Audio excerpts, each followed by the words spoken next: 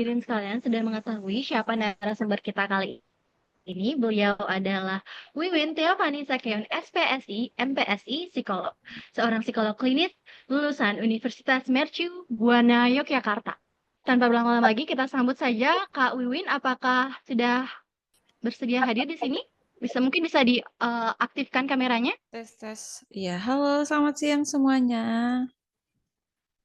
Sebelum kita memulai sesi pemaparan materi, izinkan saya menjelaskan sedikit teknis dari pemaparan materi, di mana pemaparan materi akan dilakukan selama 30 menit dan sesi tanya jawab selama 30 menit juga. Untuk itu saya mohon kepada para hadirin yang hadir di sini untuk menyimak pemateri kita dengan baik karena tentunya materi ini akan sangat insightful bagi diri kita sendiri. Untuk itu waktu dan tempat, apakah Kak Wiwin sudah siap? Siap. Oke.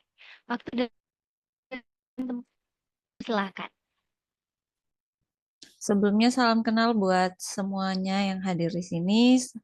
Eh, saya mohon izin memberikan materi pada siang hari ini gitu. Kiranya kalau ada ibu bapak yang hadir pada siang hari ini dan mau belajar bersama di sini, belajar merawat diri, merawat jiwa untuk kesehatan mental kita sendiri.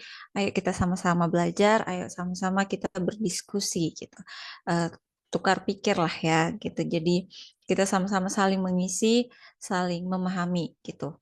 Dan juga belajar gitu bersama. Oke, terima kasih untuk kesempatannya. Sesuai tema, kita akan belajar mengenai merawat diri, merawat jiwa. Pentingnya mental health di dunia modern saat ini. Sebagaimana teman-teman tahu ya, di sini saya boleh tahu nggak di sini ini teman-teman banyaknya generasi apa nih? Boleh tulis di kolom komentar nggak? Tulis saya generasi generasi Z gitu, Gen Z. Wah, ada Gen Z, Gen Z. Ada yang milenial juga nggak? Atau di atasnya milenial ada? Gen Z, wah, Alpha, wah, milenial. Oke, ada yang sama ya. Oke, saya rasa perbedaan generasi ini tidak menghambat kita untuk mengenal satu sama lain, terutama mengenal diri kita sendiri. Jadi, kita belajar untuk membuka wawasan, membuka hati dan pikiran kita agar ego kita tidak bermain ya saat kita belajar untuk merawat diri gitu ya. Tapi egonya kita diturunkan dan kita membuka hati agar kita jauh lebih aware lagi tentang kesehatan mental. Sebab kesehatan mental itu, boleh di next. Nah, ini sebab kesehatan mental itu menurut Kemenkes RI adalah suatu kondisi yang memungkinkan perkembangan fisik, intelektual, dan emosional yang optimal dari seseorang dan perkembangan itu berjalan selaras dengan keadaan. Terus menurut WHO ini ada kondisi di mana seorang dapat berkembang secara fisik, mental, spiritual, sosial, hingga individu tersebut menyadari kemampuan dirinya sendiri, dapat mengatasi tekanan, dapat bekerja secara produktif, maupun memberikan kontribusi. Nah, kalau dari WHO ini ada pencapaian di mana dapat menyadari kemampuan diri gitu. Buat teman-teman mungkin di sini kan tadi generasinya beda-beda ya. Buat teman-teman sekarang ada nggak yang sudah menyadari saya punya kemampuan A, saya sudah punya kemampuan B. Mungkin yang di atasnya milenial atau yang milenial itu udah aware kali ya. Tapi kan di sini yang saya lihat banyak generasi Z ya, Gen Z ya. Boleh banget teman-teman Gen Z atau teman-teman yang lebih di atas mungkin di atas itu menyadari boleh komen sudah belum menyadari kemampuan diri kita. Apakah sudah ada gitu? Mungkin kalau yang baby boomer ini atau milenial mungkin sudah menyadari, oh saya punya beberapa kemampuan diri. Saya mampu di sini, saya punya kelebihan di sini, saya punya potensi di sini, dan saya punya bakat di sini. Mungkin ada, jangan malu-malu bakatnya, jangan malu-malu diekspresikan, dituliskan gitu ya. Eh, itu gift gitu. Ada, atau mungkin Gen Z. Gen Z tuh kelebihannya biasanya di bidang editing ya. Jadi konten kreator kebanyakan Gen Z ya. Gen Z dan milenial nih. Gitu. Oke, sambil berjalan boleh ke slide berikutnya.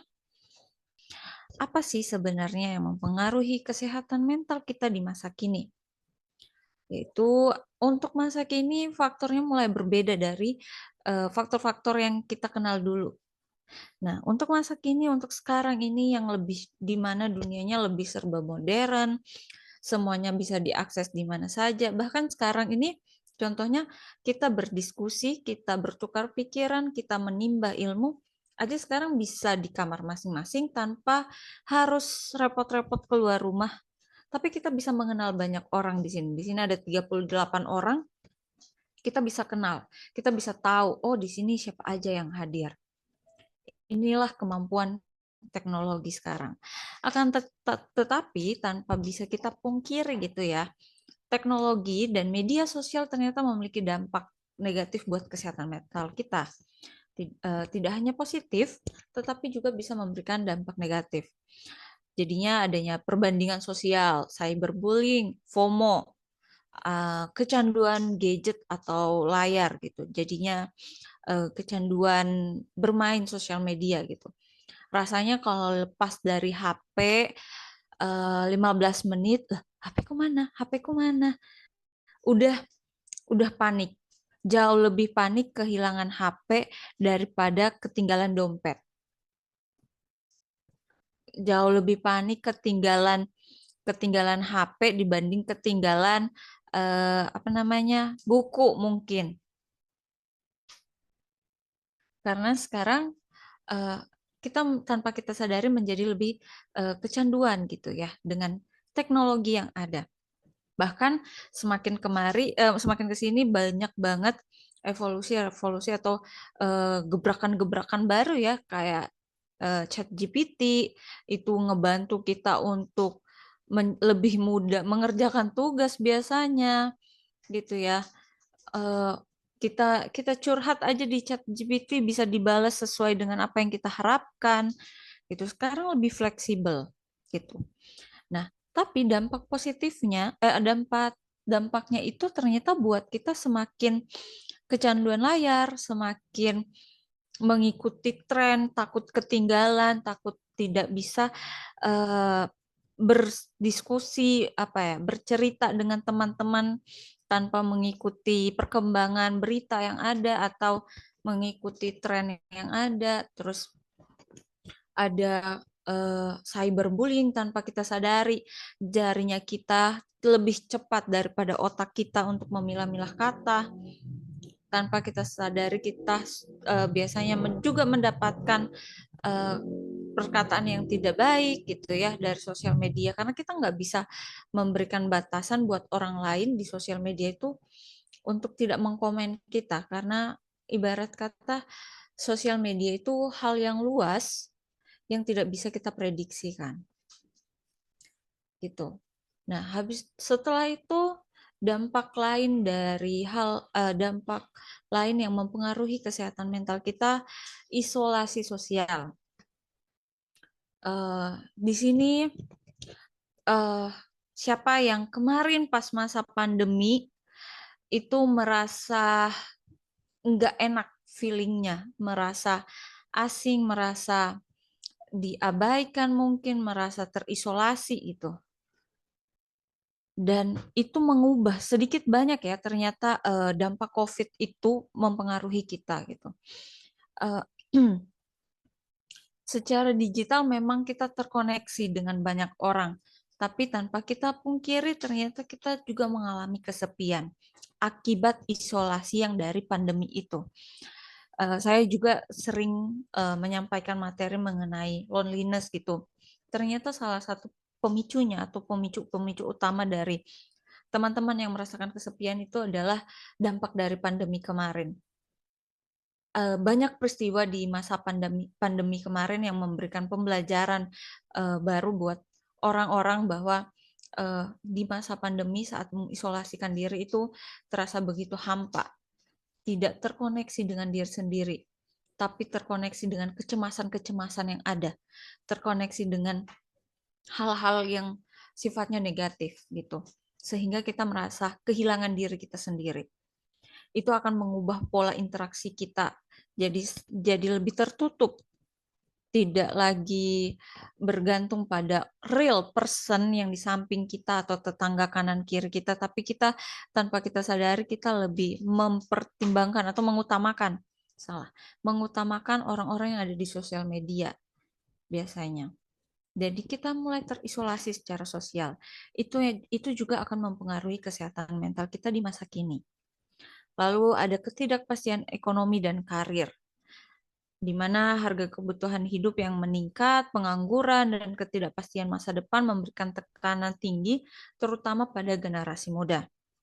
Itu sudah tidak apalagi ya, bukan hal yang uh, jarang kita dengar, tapi memang sering dibahas di berbagai macam tema-tema konten kreator masa kini ya, terkait karir gitu. Banyak juga konten kreator yang sudah membahas tentang karir, dipersiapkan sedini mungkin, ini bla bla bla, sehingga buat buat para generasi muda ini Gen Z terkadang menimba ilmu itu baik, tapi jika kebanyakan dan tidak disortir, itu akan memicu suatu kecemasan. Nah, dari kecemasan inilah yang menjadi pengaruh buruk buat kesehatan mental kita. Selanjutnya ada lagi, boleh di next. Selanjutnya, gaya hidup yang tidak seimbang. Nah, ayo mengakulah para Gen Z ini yang alasan mahasiswa-mahasiswi ini begadang gitu ya. Pola tidur buruk, kurang olahraga, konsumsi makanan cepat saji, serta kurang waktu istirahat. Ayo mengaku. Ah, siapa di sini yang kayak nggak bisa tidur Kak karena banyak tugas, padahal karena sudah terbiasa dia main game dan scroll sosmednya gitu. Terus tugaslah yang menjadi kambing hitamnya. Bilang, iya Kak, aku nggak bisa tidur, aku kurang tidur karena itu gitu. Karena saya kebanyakan tugas, kebanyakan kerjaan gitu.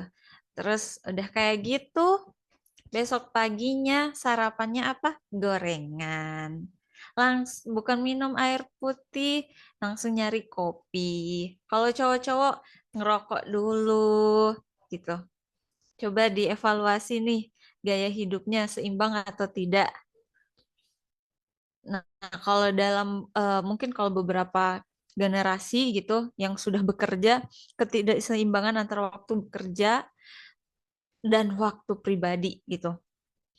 Wah, wah ada tuh saudaranya banyak yang kayak gitu ya. Nah, jadi itu. Nah, gaya hidup yang tidak seimbang inilah yang yang menjadi pengaruh kesehatan mental kita juga di masa kini gitu. Berikutnya juga ada namanya stigma dan kurangnya literasi kesehatan mental. Jadi walaupun sudah banyak orang-orang yang menyuarakan kesehatan mental itu penting, tapi dari sekian banyak orang juga akan ngeskip berita itu. Jadi balik lagi dari kitanya yang tidak mau mencari tahu, atau dari beberapa media mungkin ingin ambil jalan pintas, tidak mengedukasi dengan baik tentang kesehatan mental sehingga dapat disalahartikan gitu. Sehingga orang jadi takut. Yang seharusnya kekurangan itu dirangkul, diterima dan dirangkul menjadi suatu penolakan.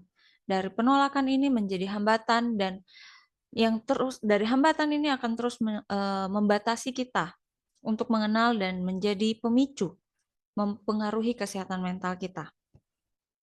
Gitu ya. Terus selanjutnya ada tekanan sosial dan budaya gitu. Dorongan untuk selalu produktif dan kata sukses dengan cepat bisa menyebabkan kelelahan mental gitu atau burnout, serta standar kesuksesan yang tinggi dari lingkungan atau media gitu. Nah, mungkin dari faktor-faktor ini teman-teman boleh evaluasi lagi dirinya kayak, aduh saya ini mulai terpengaruh dengan faktor yang mana ya?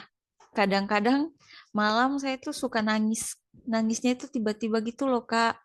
Tiba-tiba lagi doom scroll, tiba-tiba ngerasa sedih, hampa, hidupku begini-begini saja, dan dia hanyut dalam emosi itu, dan merasa tidak berdaya. Ada nggak yang seperti itu, teman-teman? Dari teman-teman mahasiswa mungkin yang hadir saat ini seperti itu, atau mungkin dari teman-teman panitia juga merasakan hal yang seperti itu.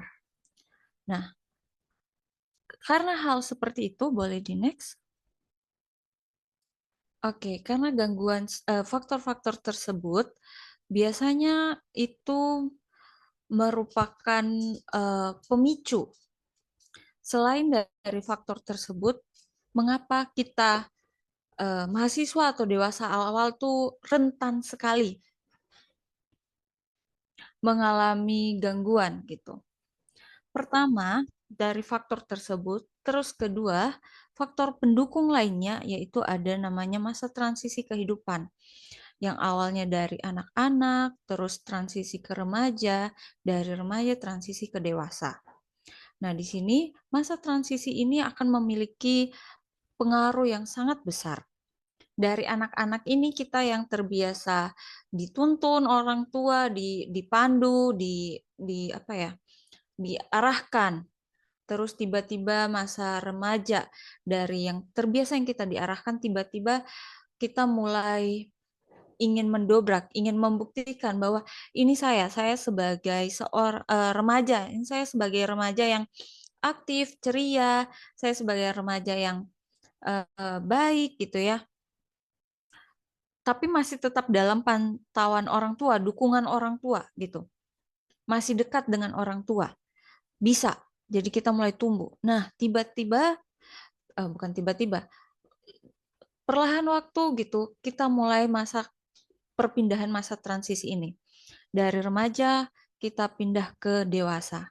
Siapa di sini yang ngerasa sudah dewasa ini kadang bingung, apa yang harus kita ambil, bagaimana kita mengambil keputusan. Terus takut nggak kadang kalau kita mau ambil keputusan, takut nih, ini benar nggak ya, ini gimana ya, gitu.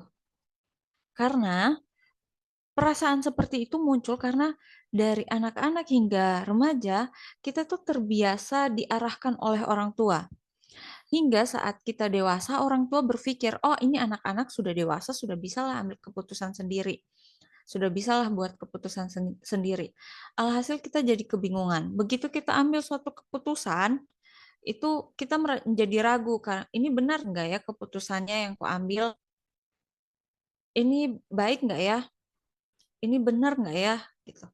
Nah, masa transisi inilah yang membuat kita merasa mengalami kecemasan atau beberapa gangguan gitu, karena tidak percaya diri untuk menggapai apa yang kita impikan.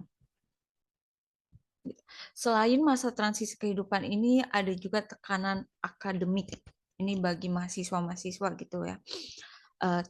Biasanya tuh tidak sesuai dengan passion lah, atau tidak mampu beradaptasi dan lain sebagainya gitu. Biasanya ada yang ngerasa kayak karena saya tidak mampu dengan eh, apa namanya pendidikan ini rasanya bukan saya, Kak. Saya tidak bisa melanjutkan ini. Tapi saya dipaksa, ada tekanan akademik itu, tidak mampu menyetarakan antara kemampuan kita dengan bakat kita gitu. Jadi ada bakat yang kita miliki dipaksakan untuk berbeda, untuk mengikuti pendidikan mungkin ya, karena ada paksaan dari orang tua atau keluarga atau lainnya. Lalu ada masalah keuangan, perubahan ekonomi yang tiba-tiba drastis, terus kurang pandai mengatur keuangan. Ayo anak kosan ngaku lah kalian kurang pandai mengatur keuangan atau lain sebagainya. Oke, terima kasih itu. Nah, seperti itu.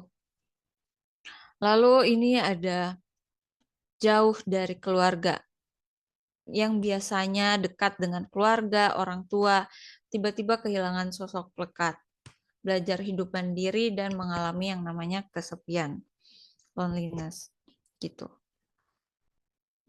Oke, selanjutnya Kak, beberapa ancaman buat generasi Z nih, atau buat mahasiswa-mahasiswa atau buat dewasa awal gitu.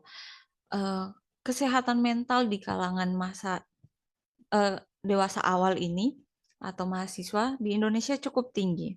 Faktor seperti tekanan yang tadi, terus faktor kerentanan tersebut menunjukkan bahwa ini ada data kajian BEM psikologi itu membuktikan ada gangguan kecemasan dan gejala depresi serta kualitas tidur yang buruk inilah yang mempengaruhi kesehatan mental kita gitu, terutama di generasi sekarang ini. Sehingga dampaknya kalau ini diabaikan, terus-terusan dibiarkan begitu saja, tidak dipahami, tidak dijadikan pertanda gitu ya, eh, tidak segera dikonsultasikan atau diobati, ini akan memicu ke gangguan mental umum atau gangguan mental yang bisa lebih berat. Ini ada berita depresi, terus dorongan untuk bunuh diri. Next, selanjutnya boleh? Slide selanjutnya. Nah, dorongan untuk bunuh diri, terus muncul perasaan kesepian, gangguan kecemasan, tadi ada burnout, terus gejala depresi, insomnia, adiksi, dan lain sebagainya yang yang mungkin bisa terjadi. Nah, jika tidak ditangani, penurunan performa akademik atau kemampuan kinerja otak ini baik kita ada di kampus maupun di kantor. Kita menjadi suka linglung, suka lupa-lupa, jadi tiba-tiba suka ngelamun, terus relasi sosial memburuk karena kita menjadi lebih memilih untuk menarik diri, gitu ya. Terus potensi penyalahgunaan zat gitu. Dan resiko paling berat yaitu resiko bunuh diri. Oke, next selanjutnya slide-nya. Nah, apa aja sih tanda-tandanya bagi kita untuk aware dengan kesehatan mental kita? Yang perlu kita sadari, kita perlu perhatikan, teman-teman di sini paling pertama perubahan emosional secara mendadak. Boleh sekarang teman-teman lihat kembali review nih selama 3 bulan terakhir. Nih saya kasih waktu ke teman-teman sambil saya ngomong di sini ya. Teman-teman boleh review 3 bulan terakhir apakah ada perubahan emosional secara mendadak yang terjadi dalam hidupku, dalam diriku, dalam keseharianku gitu. Terus kesulitan berkonsentrasi, terus menarik diri dari lingkungan dan sosial, pola makan atau pola tidur terganggu, perawatan badan menurun gitu.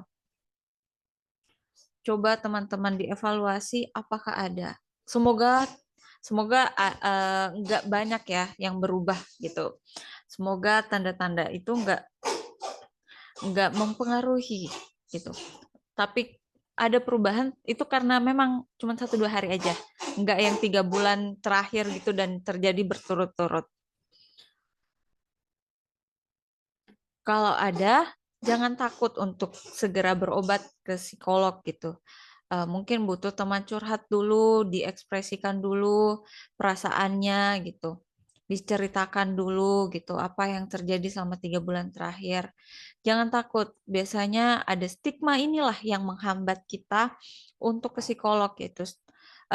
Takut dianggap lemah lah, kurangnya literasi kesehatan mental, terus tidak tahu harus kemana mencari bantuan gitu. Biasanya karena adanya stigma inilah yang menjadi hambatan kita untuk mengenali tanda-tanda ini, 5 tanda ini. Jadi, coba kita pahami stigma dan hambatan ini. Paling pertama sih, takut dianggap lemah inilah yang menjadi hambatan utama kita untuk tidak aware dengan kesehatan mental atau kesehatan jiwanya kita. Gitu. Oke, boleh slide selanjutnya. Kalau kita sudah aware, apa sih yang dapat kita lakukan gitu untuk kita upayakan dalam merawat diri, dalam self care-nya kita? Bukan hanya sekedar me time, udah Kak, saya udah me time kok Kak, saya udah maskeran, saya udah jalan-jalan ke pantai Kak tiap hari. Tapi kok rasanya hampa, tapi tetap aja kok rasanya aduh kosong gitu. Saya udah tiap hari me time, saya sudah tiap hari self reward gitu. Apalagi Gen Z itu udah paham banget self reward kayaknya ya. Sampai tahu-tahu aja saldonya kosong gitu. Self reward-nya berlebihan, too much. Tapi ketenangannya dapat nggak? Enggak gitu. Nah, biasanya itu sering terjadi kok. Jadi akhirnya bukan me time, bukan self reward, akhirnya memunculkan tekanan baru. Tolong dipahami ya, gitu. Perbedaan antara me time dengan uh, pemborosan gitu atau kedok me time gitu. Nah, me time di sini adalah upaya untuk menyadari keseimbangan fisik, emosional, sosial, dan spiritual. Me time di sini itu teman-teman terkoneksi dengan emosi, dengan keadaan alam, dengan fisik kita. Jadi terkoneksi secara emosional. Pernah nggak tiba-tiba teman-teman tuh pergi ke suatu tempat, itu tiba-tiba pengen ngelamun aja, duduk ngelamun, menikmati udara, menikmati waktu, gitu. Kalau ada yang senang baca buku, tiba-tiba langsung keluarin buku, mau baca buku. Tidak sadar ternyata sudah 30 menit waktu berjalan. Itu dia menikmati momen itu. Itulah yang disebut waktu me time. Jadi menikmati momen itu yang benar-benar bisa dirasakan secara emosional. Tidak hanya fisik atau tidak hanya terlihat emosional, tapi benar-benar kita menikmati dan berada di dalam momen itu gitu. Bentuk-bentuk me time juga banyak, bisa dilakukan secara fisik di sini ya. Ada olahraga rutin, terus menjaga nutrisi yang seimbang dan tidur yang cukup. Bisa secara emosional menuliskan jurnal perasaan, terapi seni, dan relaksasi.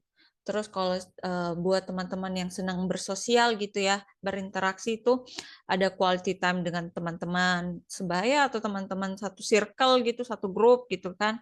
Ayo coba dipikir-pikir lagi kapan terakhir kali keluar sama teman-teman segengan, pergi ngegosip bareng, spill the tea bareng gitu. Terus atau sama keluarga, terus sama support group, mungkin ada support grupnya gitu. Kapan terakhir kali bersosial dengan orang-orang seperti itu, orang-orang yang ada di lingkungan kita. Terus secara mental, me time bisa dilakukan dengan membaca buku, belajar hal baru, mindfulness, grounding dengan alam. Terus lewat spiritual itu kita bisa meditasi, berdoa, merefleksikan nilai-nilai hidup. Nah, dari ini, proses ini, kita merefleksikan nilai-nilai hidup ini atau secara keseluruhan cukup mengevaluasi, tidak menyerang ke dalam diri. Jadi saat kita mengevaluasikan itu, kita tidak membandingkan, tidak mengcompare diri kita di masa lalu dengan sekarang secara berlebihan. Tapi kita lebih menyadari nilai apa yang sudah kita dapatkan sampai saat ini. Nilai kehidupan apa? Pembelajaran hidup apa? Bukan berarti kayak atau nge-compare dengan masa depan yang belum pasti. Aduh, awalnya tadi relaksasi nih contoh, awalnya tadi relaksasi, menikmati momen saat ini, terus tiba-tiba pikirannya ke depan. Aduh, saya kok masih di sini, masih begini-begini aja. Masa depanku gimana ya? Bukannya jadi me time, bukannya jadi relaksasi, otaknya jadi berpikir lebih keras. Alhasil, yang didapatkan makin kelelahan secara emosional. Saat kelelahan emosional itu semakin terjadi, kita akan rentan mengalami gangguan jiwa itu. Jadi perlu waktu kita untuk memawas diri ya, untuk mengambil waktu sejenak dari kesibukan-kesibukan yang kita miliki. Nah, di sini saya mau lebih fokus ke bagian emosional, yaitu bagian menulis jurnal, perasaan, terapi seni, dan relaksasi. Nanti akan lebih mantap lagi kalau dikombin dengan yang lainnya. Buat teman-teman, kita fokus ke emosional ini. Dan jika teman-teman ada di sini ya, yang hobinya quality time dengan teman-teman lain, keluarga, atau hobinya olahraga, boleh banget nanti ditambahkan atau di-compare gitu. Jadi ini upaya yang kita lakukan tidak cuma satu, tidak cuma dari segi emosional, tapi dengan berbagai aspek ini, bidang fisik, emosional, sosial, mental, dan spiritual. Nah, lebih lanjut ke secara emosional, boleh di next.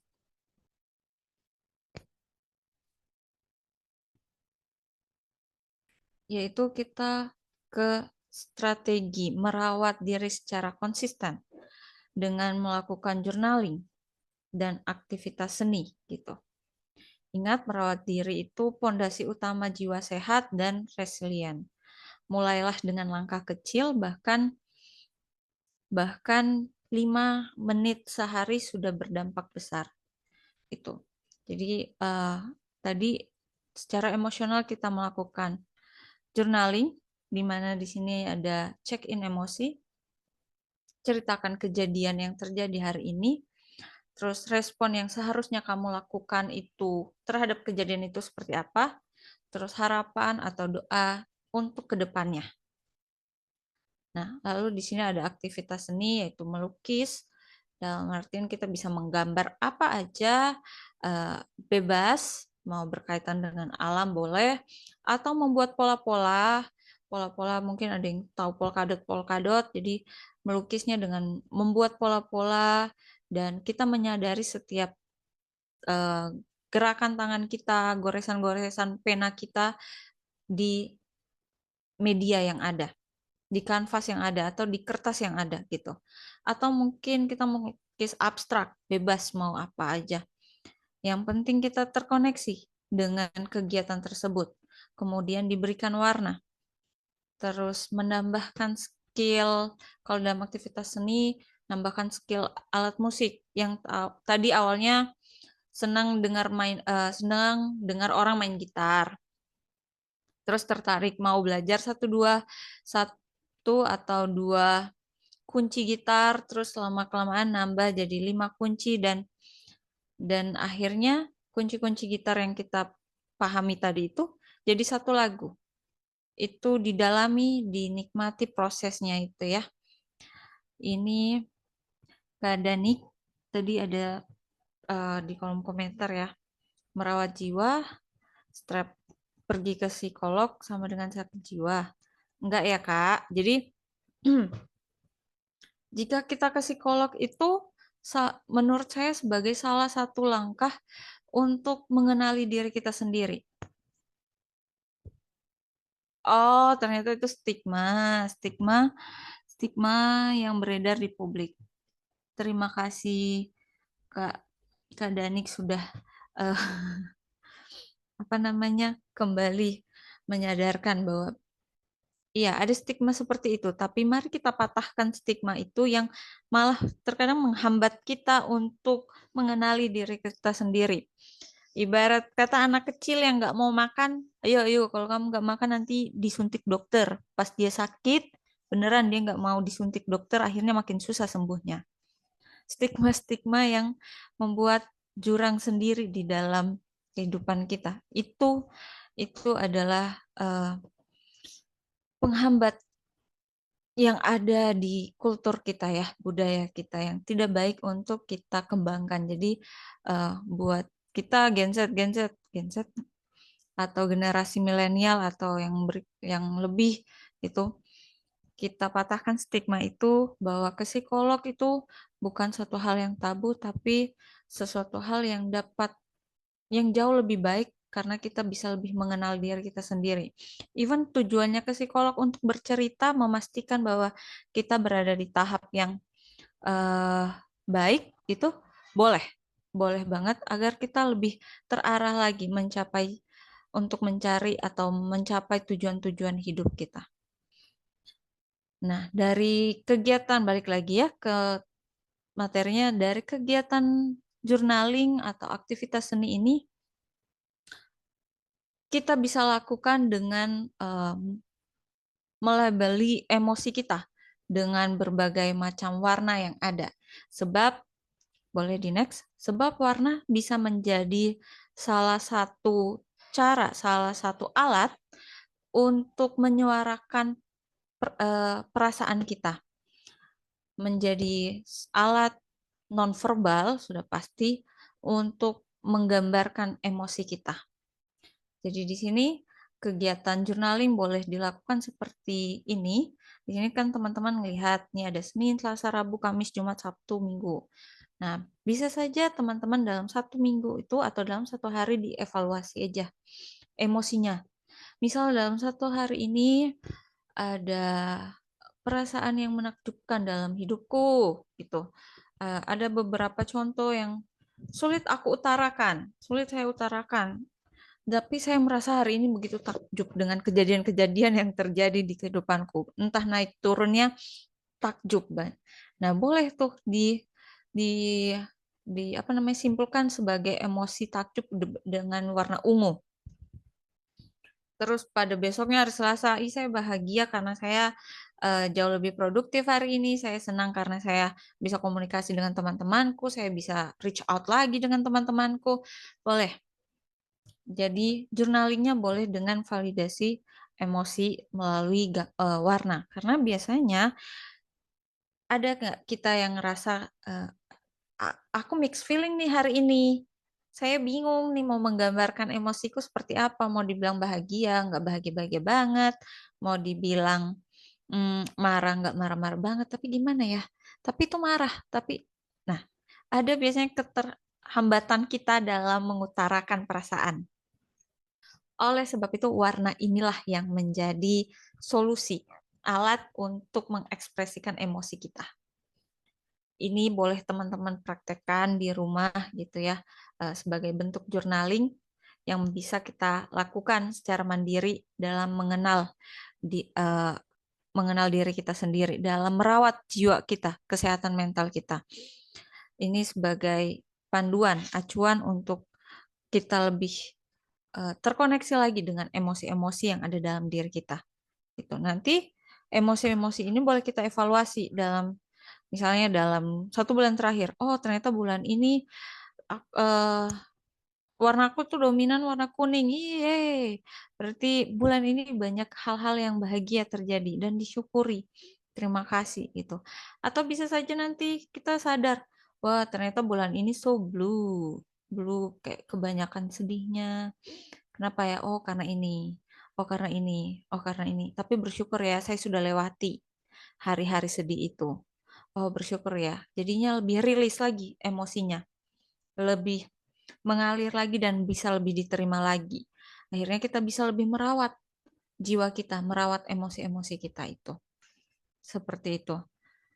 Dari saya, nah, kayaknya ini sudah slide terakhir. Dari teman-teman, apakah ada yang mau ditanyakan terkait uh, diagram emosi ini atau mungkin yang sebelum-sebelumnya? Agenda akan kami lanjutkan ke sesi tanya jawab. Namun perlu saya saya tekankan, sesi tanya jawab ini berlangsung selama 30 menit. Nah, bagi hadirin yang memiliki pertanyaan terkait mental health, yang mungkin sedang bergejolak di dalam dirinya itu, bisa ditanyakan langsung di sini karena, kami di sini memberikan wadah dan juga kesempatan bagi kalian yang bertanya untuk bisa berkonsultasi langsung nih, mumpung di sini ada, ahlinya. Ingin bertanya, Kak. Boleh, Kak Adela. Eh, mau tanya pada materi faktor yang mempengaruhi kesehatan mental masa kini. Pada poin teknologi dan media sosial, tadi kan ada dampak negatif yang muncul pada teknologi dan media sosial, contohnya seperti cyberbullying. Nah, cyberbullying itu dipengaruhi oleh faktor apa saja? Apakah betul faktor keluarga menjadi hal utama yang muncul adanya cyberbullying tersebut? Dan edukasi atau cara apa yang harus kita lakukan untuk menegur pelaku cyberbullying tersebut? Terima kasih. Terima kasih Kak Dela untuk pertanyaannya mengenai cyberbullying ya. Ini pertanyaan yang baik gitu agar kita lebih aware lagi dalam penggunaan sosial media. Oke. Nah, faktor penyebab menjadi pelaku berarti ya. Faktor menjadi pelaku cyberbullying gitu. Itu sebenarnya banyak sih, banyak faktor yang bisa menyebabkan kita menjadi ini pelaku. Bisa kalau memang bisa dari keluarga atau bisa jadi ternyata di dunia sosial nyata gitu, dunia nyata secara sosial sebenarnya pelaku juga mendapatkan penolakan sampai pada akhirnya dia tidak sadar, dia mengeluarkan emosinya, emosi-emosi negatifnya itu ke sosial media. Dia mengekspresikan emosi negatifnya itu ke sosial media. Dia membentuk perilaku yang menyerang di sosial media itu sehingga terlihat kuat dan itu memberikan rasa kepuasan tersendiri mungkin di dalam diri pelaku gitu. Itu juga biasanya terjadi selain bentuk pemecahan masalah emosinya dia yang kurang baik dari pelaku atau kebutuhan untuk mendapatkan perhatian yang dia penuhi dengan cara seperti itu. Jadi kan biasanya ada yang komentar jahat nih. Habis di komentar jahat, nanti ada tuh pembela-pembela dari korban. Dia kan mendapatkan perhatian secara tidak langsung dari sosial media itu. Itu yang dia butuhkan ternyata. Jadi banyak faktor sebenarnya dari para pelaku cyberbullying ini. Gitu Kak Dela. Terus tadi satu lagi pertanyaannya apa Kak Dela, boleh diulangi? Edukasi atau cara apa saja yang harus kita lakukan untuk menegur pelaku cyberbullying tersebut? Edukasi mungkin lebih ke kalau memang kalau kita posisinya sebagai korban gitu ya, kita boleh langsung tegur secara direct message gitu. Jadi boleh by DM kita bilang ke dia, Kak, mohon maaf sebelumnya ini pesannya membuat saya terluka begini gini gini gini gini gini. Dan kalau dia baik secara emosional atau dia cerdas secara emosional dan dia mengakui kesalahannya, itu akan menjadi lebih baik gitu. Terbentuk komunikasi gitu yang baik, ada penerimaan satu sama lain dan belajar. Tapi kalau memang pada dasarnya dia tidak cerdas secara emosional dan memilih untuk tetap jadi pelaku bullying di sosial media, kita yang memberikan batasan buat dia, orang-orang yang seperti itu. Dengan cara apa? Memblokir mungkin atau melaporkan akun tersebut. Itu adalah tindakan yang bisa kita lakukan di sosial media ya. Mungkin buat teman-teman juga yang merintis karir sebagai konten kreator tidak dipungkiri ya, biasanya ada komenan-komenan jahat atau sekedar komenan bercandaan tapi tidak disadari bahwa itu komenannya sudah buat kita sakit hati, sudah buat kita kecewa. Jadi boleh banget Apalagi kalau orang yang komen itu teman dekat kita, jadi ditegur aja. Jangan takut, jangan gak enak. Ujung-ujungnya kita sendiri yang guilty dengan emosi itu, gitu.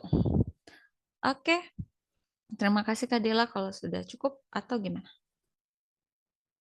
Thank you. Ada yang lain? Ayo mungkin yang lain yang ingin bertanya bisa dihidupkan fitur raise hand-nya. Bisa ke Kak Ida Ayu Arisanti untuk langsung menyebutkan pertanyaannya. Terima kasih. Sebelumnya selamat siang untuk Kak Wiwin. Terima kasih atas informasi mengenai mental health ini yang sangat luar biasa ya. Saya sebenarnya ingin bertanya mengenai self-diagnosis, di mana pada saat ini tentunya banyak sekali cara untuk kita mengetahui dan mengetahui informasi tentang mental health ini. Sehingga banyak orang mampu untuk mendiagnosis dirinya sendiri pada kebanyakan. Dengan semakin banyaknya anak muda yang melakukan self-diagnosis melalui media sosial atau informasi internet, bagaimana pandangan Anda sebagai profesional terhadap fenomena ini? Apakah self-diagnosis bisa menjadi pintu awal kesadaran diri atau justru berisiko memperburuk kondisi psikologis mereka? Kan belum tentu self-diagnosis mereka itu benar dan sesuai dengan penyakit yang mungkin mereka idap. Ya macam-macam lah jadinya dampak yang akan terjadi. Lalu menurut Anda bagaimana? Terima kasih. Oke, terima kasih Kak Ida Ayu Arisanti ya, Kak Ida Ayu Arisanti. Thank you. Wah, nih pertanyaan bermutu lainnya yang sering terjadi gitu ya. Self diagnose ini nggak putus-putusnya ini isu ini terus disuarakan untuk tidak melakukan self diagnose. Nah, inilah tadi yang saya bilang di sosial media ini ada positif, ada minus atau negatifnya gitu. Ketika seseorang mencari tahu ilmu tersebut dan merasa ilmunya sudah cukup, dia akan melakukan self diagnose. Nah, oleh sebab itu, ketika kita mengakses internet, alangkah baiknya kita mempertimbangkan baik benarnya dari ilmu yang kita dapatkan, apa ya? Iya, pemahaman yang kita dapatkan dari internet ini. Tidak serta-merta langsung kita telan dan kita compare dengan kehidupan pribadi kita gitu. Doom scroll itu perilaku yang bisa berdampak negatif dan membahayakan kesehatan mental kita. Begitu juga dengan self diagnose. Saat kita mulai mengetahui, wah ada nih beberapa ciri-cirinya, wah mirip nih sama aku. Kita cari tahu, itu yang buat konten tersebut adalah profesional ahli atau sekedar konten kreator yang dari awalnya tentang daily in my life, terus tiba-tiba jadi konten kreator secara kesehatan mental, gitu kah? Atau gimana? Dan kalau kita sudah mendapatkan warning gitu ya, dari ibarat kata, beberapa beberapa contohnya nih sudah mirip dengan perilakuku nih, gitu. Kalau kita ngerasa sudah seperti itu, langkah berikutnya kita konfirmasi deh langsung ke tenaga ahlinya, ke psikolognya. Jadi tidak melakukan self diagnose dan menjadikan self diagnose itu suatu penyakit yang untuk kita maklumi itu, untuk kita jadikan label diri. Kayak misalnya contoh, aduh saya kayaknya ini kena depresi deh. Kita langsung self diagnose. Iya, saya itu depresi gini gini gini. Kemanapun dia bawa cerita, saya itu sedang depresi gini gini. Udah sampai situ aja. Dia nggak ada upaya untuk menyembuhkan dirinya berarti. Dan alhasil dia akan menjadi pribadi yang mau terus-terusan dimaklumi. Dia akan membiarkan dirinya berada stuck di situ. Tidak mau maju, tidak mau mencari solusi, tidak mau keluar dari permasalahan itu. Gitu. Nah, buat teman-teman untuk lebih aware lagi dalam menggunakan sosial media. Self-diagnose bukan sesuatu hal yang patut kita lakukan, tapi sebagai suatu warning aja gitu. Kalau memang sudah ada ciri-cirinya atau tanda-tanda yang kita rasakan, langsung segera menghubungi tenaga profesional. Ibarat kata kita sudah ada tanda-tanda nih demam, mau flu gitu kan, pilek gitu. Tiap kali bersih-bersih bersih-bersih kamar, kena debu bersin, terus kena dingin dingin dikit bersin-bersin gitu. Kayaknya pilek ini. Kan self diagnose bilang pilek. Minum obat pilek kok nggak sembuh-sembuh. Tiap kali cuaca dingin pilek bersin-bersin terus. Oh, ya udah deh ke dokter. Ternyata nyampe di dokter di diagnos kita sinus.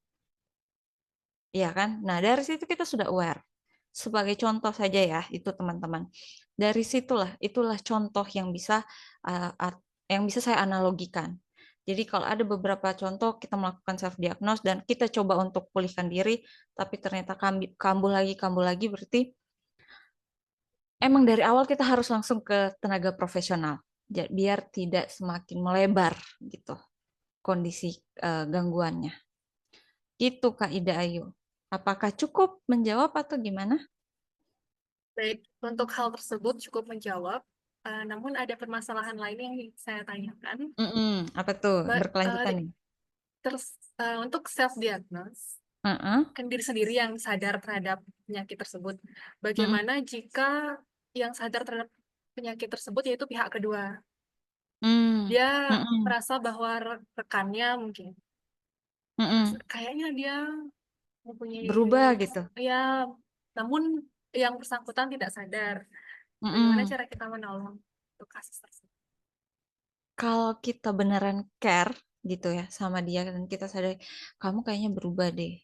Kamu tegur aja. Jadi kayak tapi tegurnya jangan dalam kondisi dia lagi marah-marah gitu ya. Jadi kita mungkin boleh nih keluar dulu jalan sama-sama main gitu ya dengan yang bersangkutan nih. Ajak makan, perut sudah terisi. Biasanya kan kalau perut sudah terisi udah lebih calm down ya. Jangan perut lagi kosong tuh. Nanti emosinya meledak-ledak. Nah, awalnya kita care jadi memicu perdebatan, konflik gitu kan. Nah, ajak makan dulu, perutnya sudah kenyang, kita sama-sama sudah kenyang, tenang, ajak ngobrol. Kamu sadar nggak sih? Aku perhatiin kamu nih dalam 3 bulan terakhir, dalam 2 bulan terakhir, kok kamu udah mulai berubah ya? Hah, berubah gimana? Pasti kan gitu ditanya. Berubah gimana? Gini, gini, gini, gini, gini, gini. Eh, Coba deh kamu cerita. Kita awalnya buka diri dulu kita. Coba deh kamu cerita ada masalah apa sih yang terjadi gitu. Kalau dia mengizinkan untuk bercerita tentang permasalahannya dia itu akan baik. Tapi bilang, enggak ada masalah gini gini gini. Oh, kalau gitu boleh nggak aku saranin eh, aku temenin deh kamu. Kita ke psikolog aja yuk. Biar kamu jauh lebih terbuka. Mungkin kamu jauh merasa lebih terbantu gitu loh ke psikolog. Kadang kadang kalau kamu nggak nyaman cerita ke aku, boleh kamu cerita ke psikolog karena ke psikolog tidak selamanya dalam kondisi sudah buruk atau kondisi yang dalam artian gila ya. Orang-orang paham kan ke psikolog itu gila. Enggak kok. Pergi ke psikolog sekedar cerita aja itu boleh gitu. Apalagi sekarang banyak banget platform-platform yang bisa dilakukan secara online. Dan juga buat yang tinggal apa namanya di daerah Bali boleh banget uh, ke BBB gitu ada konseling online konseling gratis gitu boleh banget kalau temannya mau langsung ditemenin gitu itu salah satu bentuk care kita untuk menyadarkan tapi balik lagi kalau yang bersangkutan tidak mau dan menolak kita tidak bisa lakukan apa-apa karena semua keputusan dari dia bahkan psikolog sekalipun dokter sekalipun mau nolongin dia kalau dianya sendiri atau yang bersangkutan sendiri tidak mau menolong dirinya itu akan susah. Jadi kita sebagai teman cukup hadir dan menyadarkan dia bahwa kamu perlu dan penting untuk ke psikolog kita. Gitu. Berarti harus Gimana ada Kak? self awareness-nya dulu baru kita bisa ngomong. Iya, benar sekali. Terima kasih atas jawabannya. Terima kasih juga Kak Ida Ayu. Baik, ini mungkin sudah ada dua orang penanya lagi yang sudah mengirimkan pertanyaannya lewat kolom komentar. Oke, saya izin membacakan pertanyaannya. Pertanyaannya dari Tara Nipa Martitania. Pertanyaannya itu, apakah indikator cerdas secara emosional? Oke, baik, bagi Kak Wiwin, mungkin waktu dan tempat saya persilakan untuk menjawab pertanyaan. Oke, baik. Indikator cerdas secara emosional ya. Tidak jauh berbeda dengan kecerdasan IQ, itu kecerdasan otak kita. Secara emosional juga kalau indikatornya itu ketika kita sudah mampu mengenali emosinya yang ada di dalam diri kita. Mungkin kita lebih aware lagi dengan emosi-emosi yang ada dalam kita, yang terjadi di setiap hari kita mungkin atau dalam 1 bulan terakhir.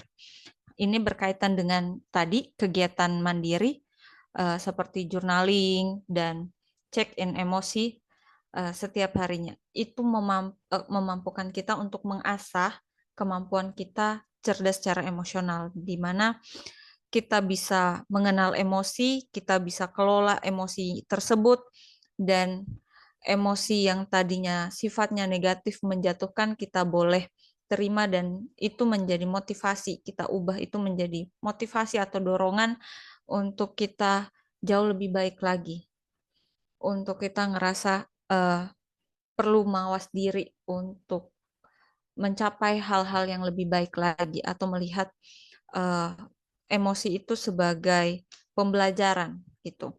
Bahkan emosi tersebut tidak hanya kita rasakan atau kita rasakan tidak hanya dari diri kita sendiri yang bisa kita pahami, tapi juga dari emosi orang lain atau orang terdekat kita. Kita bisa ngerasakan emosinya mereka. Kita bisa ikut berempati dengan emosinya mereka, sehingga kita lebih aware lagi dengan mereka, kita lebih care lagi dengan mereka. Itu bentuk kecerdasan emosi yang bisa kita pahami, kita pelajari. Dan juga saat kita bisa berempati dengan orang, kita belajar membuat batasan untuk tidak menyerang diri kita. Karena biasanya saat kita mudah berempati, energi kita habis tuh, terkuras karena kita mencoba memahami kondisi dia, tapi kita lupa kondisi kita juga butuh empati, butuh energi untuk memvalidasi emosi itu. Jadi teman-teman, saat kita mulai berempati dengan orang, jangan sampai kita kehabisan energi untuk diri kita sendiri, tapi kita belajar buat batasan. Nah, itu lebih lanjut nanti mungkin ada kali ya kita bahas itu, karena itu cukup dalam juga kita bahas mengenai kecerdasan secara emosional ini. Mungkin singkatnya seperti itu. Apakah sudah terjawab? Untuk Kak Tara Nipa, apakah pertanyaan sudah menjawab?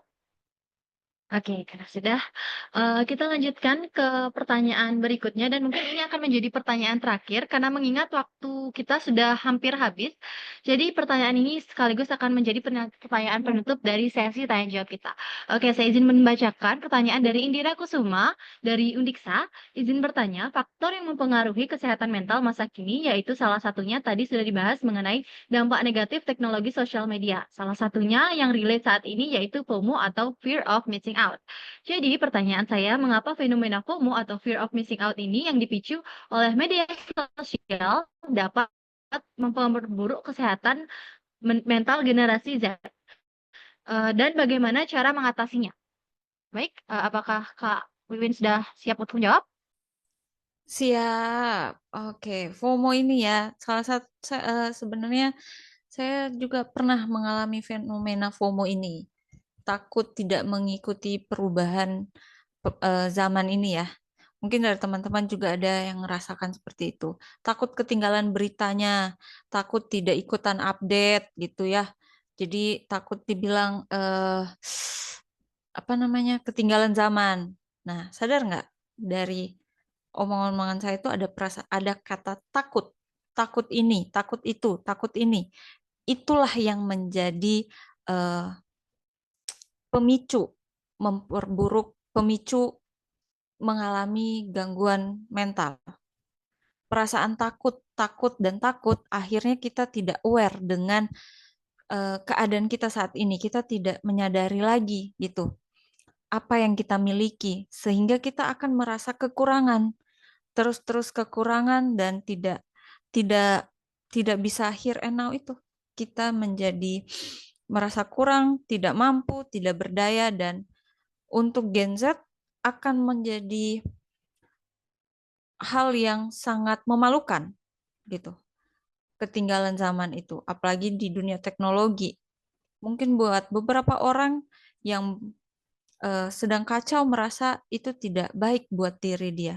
Tapi mungkin ada di luar sana yang bisa, oke Kak, saya fine-fine aja tuh tidak update dengan teknologi karena saya punya kelebihan di A, B, C, D. Itu oke kalau ada orang yang seperti itu. Berarti dia menyadari kelebihannya. Nah, bagaimana dengan orang-orang yang tidak menyadari dengan kelebihan itu? Dia akan melihat ketakutan-ketakutan dari ketinggalan dia tentang sosial media inilah yang menjadi pemicunya, yang memperburuk kesehatan mental dia. Nah, bagaimana cara mengatasi FOMO-FOMO ini, ketakutan-ketakutan ini? Mungkin teman-teman boleh kurangin. Pertama, kurangin doom scroll sosmednya. Lihat artis A update pakai boneka Labubu, tiba-tiba influencer A pakai beli Labubu, terus temannya beli Labubu. Ini kan boneka Labubu kan bukan hal yang murah ya teman-teman. Yang kita tahu itu kan udah sampai juta-jutaan. Nah, kita tahu kondisi ekonomi kita itu lagi tidak baik-baik saja, kita paksakan beli Labubu. Akhirnya apa yang terjadi? Kesenjangan kan antara dunia maya dan dunia nyata kita. Kesenjangan itulah yang buat kita semakin buruk dengan menghadapi atau berkutat dengan kesehatan mental kita. Kesenjangan itu kesenjangan antara sosial media, untuk mendapatkan apresiasi di sosial media, kita memaksakan diri untuk mengikuti FOMO. Sampai kita lupa terkoneksi dengan dunia nyata.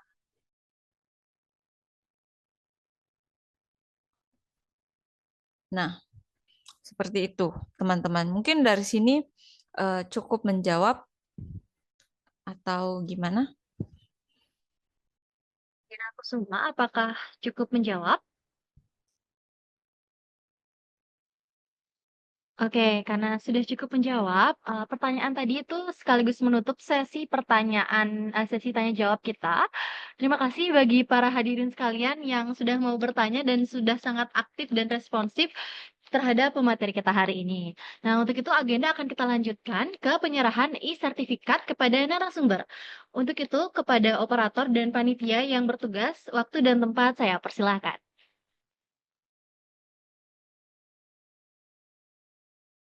Nah, baik, ini dia sertifikat kami resmi serahkan kepada Kak Wiwin Teofani.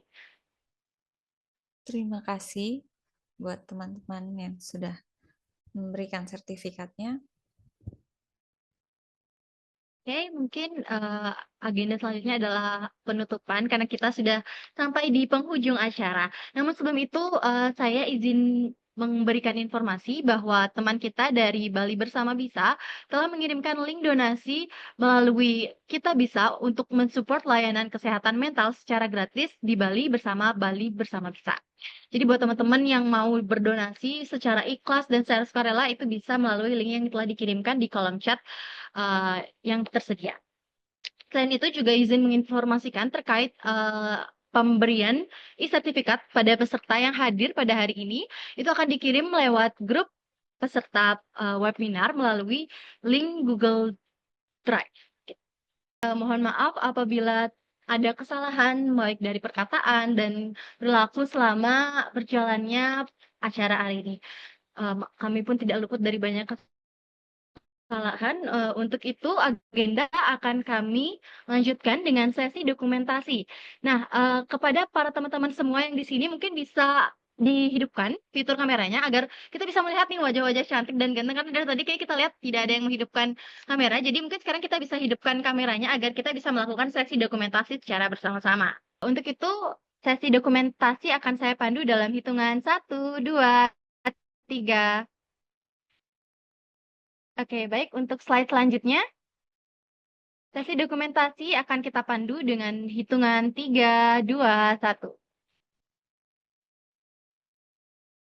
Oke, untuk slide selanjutnya, sesi dokumentasi akan saya pandu dalam hitungan 3, 2, 1. Oke. Baik, itu dia akhir dari acara kami. Sekali lagi saya ucapkan kepada para hadirin yang telah hadir sebanyak-banyaknya. Terima kasih. Saya juga mengucapkan terima kasih yang sangat besar kepada media partner yang telah mendukung kita dalam acara hari ini, yaitu kepada Alfa Prima Karangasem dan juga Bali Factual News. Sekali lagi saya ucapkan terima kasih dan mohon maaf apabila ada kesalahan selama acara berlangsung. Saya Ida Indira Pratnya, pamit undur diri. Om Santi Santi Santi Om. Wassalamualaikum warahmatullahi Terima kasih Kak wabarakatuh. Wiwin, terima kasih panitia semua, terima kasih Terima rekan-rekan kasih, sudah hadir. Kak. Terima kasih banyak Kak Wiwin. Terima kasih banyak semua. Buat kesempatannya hari ini ya. Selamat Baik, memasuki Masih ngomong? untuk weekend para gitu ya.